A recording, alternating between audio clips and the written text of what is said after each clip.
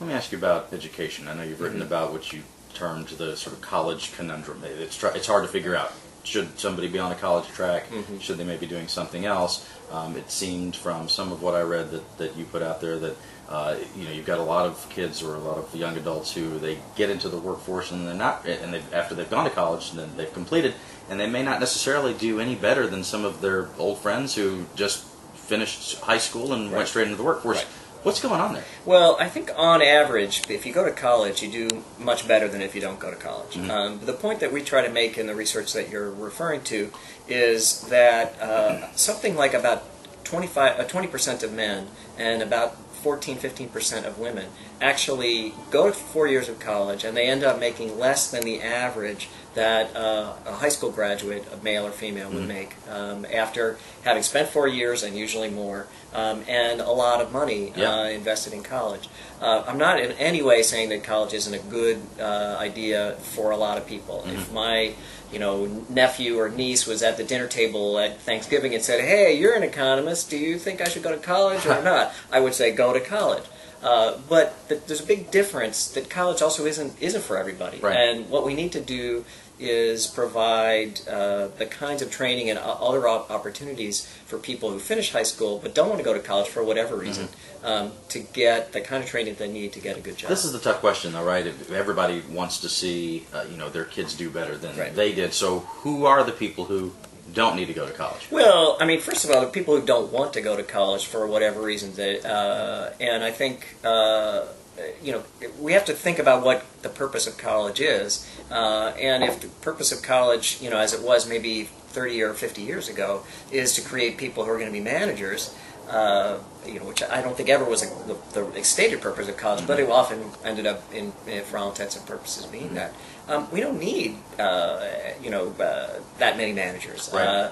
So what we need are people who have the kind of skills for the new economy, and often that's something that a 2-year degree can provide. It's something that training in an apprenticeship can provide.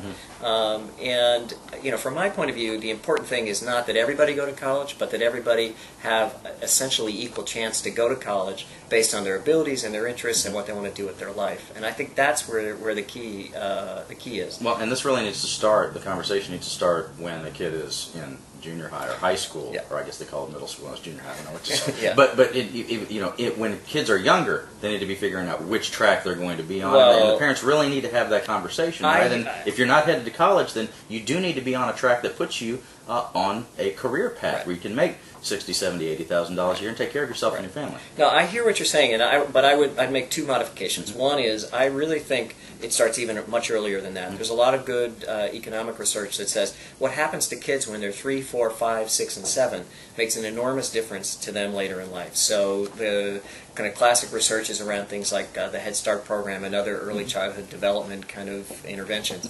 They make an enormous difference to kids later in life, particularly kids whose housing circumstances or their nutritional circumstances are really not very good at that age. And if they get the kind of care and attention they need at that age, it can make a big difference. The second thing that I would maybe modify a little bit is I think it's important that people have a chance to, when they're 6 or 8 or 12 or 15, to change tracks and change directions. So you don't want to have a situation where a kid who's 8 gets branded as, this is a kind of kid who's only going to be able to do well in this. If when they're 12 or 14 they have a different teacher who says, "Hey, I really like math, I didn't realize that," that they can then switch and go off and do something else. But I mean, that's a minor difference, but I think it's an important one. I think in an overarching sense, though, it is, and you began your comments on the education piece of this by saying we do need to move away from this idea that college is for everybody. It's just not. Yeah. Right? For sure. I definitely think so. I mean, I think college is a great investment for the people who want to do it and who have, unfortunately, the resources to do it. I mean, one problem that we have right now is we send a lot of people to college at the age of 18 or 19. A lot. More than we ever have, actually.